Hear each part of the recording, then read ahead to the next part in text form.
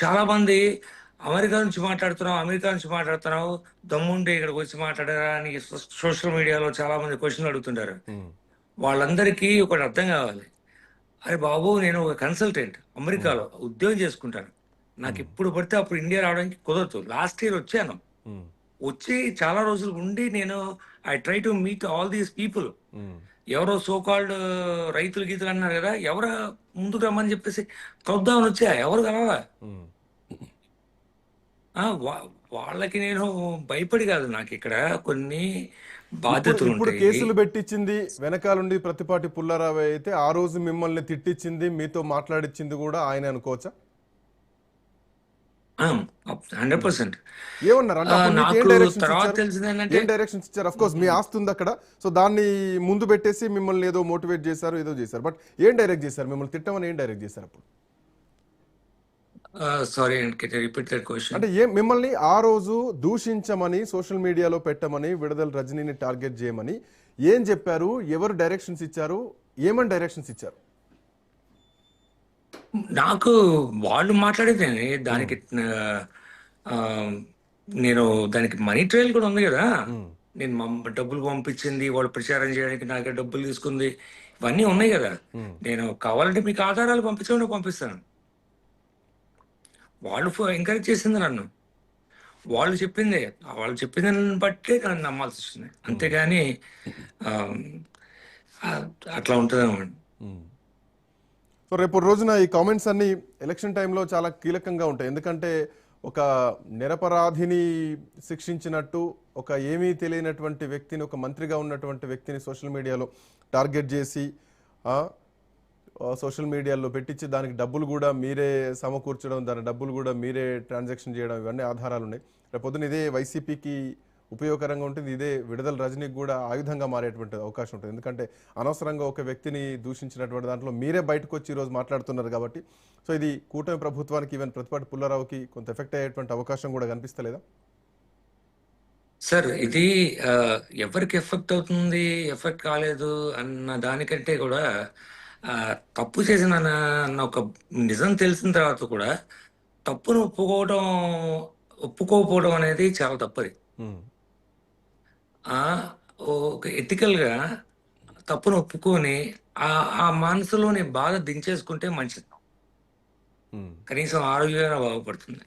అందుకని నేను ఎవరికి భయపడే ఇదేం లేదండి. తప్పును ఒప్పుకుంటున్నాను, ధైర్యంగా ఒప్పుకున్నాను. సో ఇప్పుడు ఇప్పుడు మీ వాయిస్ అదే స్థాయిలో ఉంటుందా? ఆ రోజు మీరు ఏదైతే సోషల్ మీడియాలో ఉండి మీరు పోస్టులు చేశారో, ఆ రోజు మీరు ఏదైతే ఇట్లాంటి వాయిస్ రేజ్ చేశారో విడుదల రజనీ పైన, అంటే ఏమీ తెలియనటువంటి వ్యక్తిని నిందితురాలుగా చేర్చి మీరు చేసినటువంటి కామెంట్స్, ఈరోజు అన్ని తెలిసిన తర్వాత ఇదే వాయిస్, ఇదే మురళీమోహన్ గారు అదే ప్రతిపాటి పుల్లారావు పైన కానీ, వాళ్ళ వైఫ్ పైన కానీ, లేదంటే ఆ వ్యక్తుల పైన కానీ, మీరు అన్నటువంటి నమ్మినటువంటి కోటి ఎవరైతే వ్యక్తి ఉన్నారో, పిల్లి కోటి, సో వీళ్ళపైన కూడా అదే వాయిస్ మళ్ళీ అదే స్థాయిలో లేస్తుందా, లేదంటే ప్రభుత్వం ఉందిగా అని చెప్పేసి ఒక అడుగు వెనకేస్తుందా? Sir, I'm man of ethics అండి.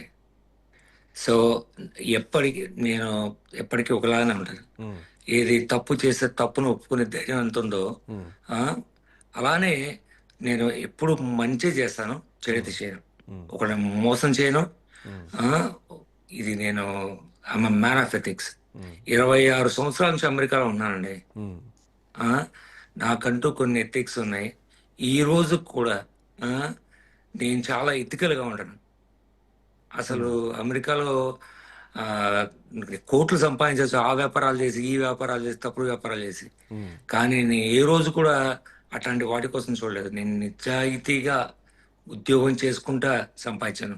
నేను ఒక కంపెనీ పెట్టి కూడా ఎవరిని నేను రిక్రూట్ చేసుకోలేదండి. ఎందుకంటే వాళ్ళని తీసుకొచ్చి వాళ్ళని కూర్చోపెట్టి బెంచ్లో డబ్బులు ఇవ్వకుండా, వాళ్ళకి ఇన్సూరెన్స్ ఇవ్వకుండా, ఇట్లాంటి ఎన్ని తప్పుడు పనులు చేయాల్సి వస్తుందని చెప్పేసి, తప్పు చేయడం నాకు ఇష్టం లేక ఉద్యోగం చేసుకుంటేనే మంచిదని చెప్పి నేను అలా కంటిన్యూ చేశాను.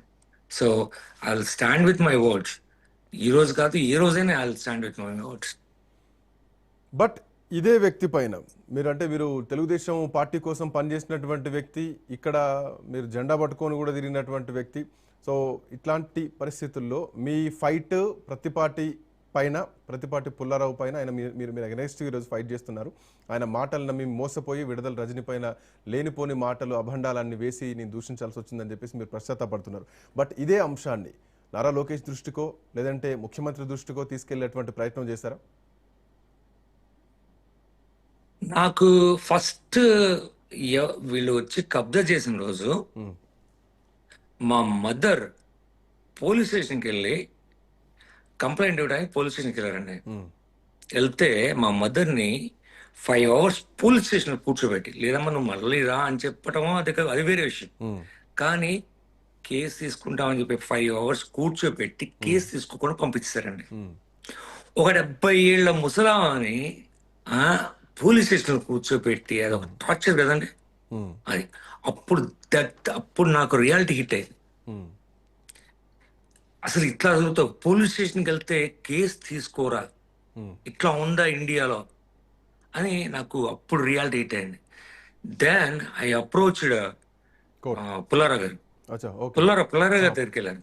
ఓకే. పుల్లారా గారి దగ్గరికి వెళ్తే మీరు మాట్లాడారా పుల్లారా పుల్లారా గారు గారితో? పుల్లారా గారితో మాట్లాడాను. ఉమ్, వెళ్తే నువ్వు వచ్చి పోలీస్ స్టేషన్ సెటిల్ చేసుకోమా.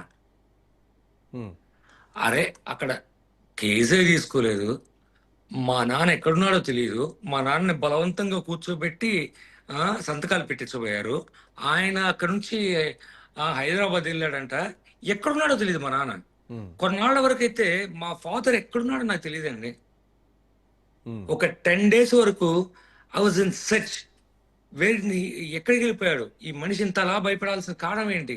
నేను ఉన్నాగా కొడుగ్గా నాకు చెప్పుకోవాల్సిందిగా. ఆ రోజు తవ్వినప్పుడు చెప్పలేదు, ఈ రోజు అప్పు చేసినప్పుడు చెప్పలేదు.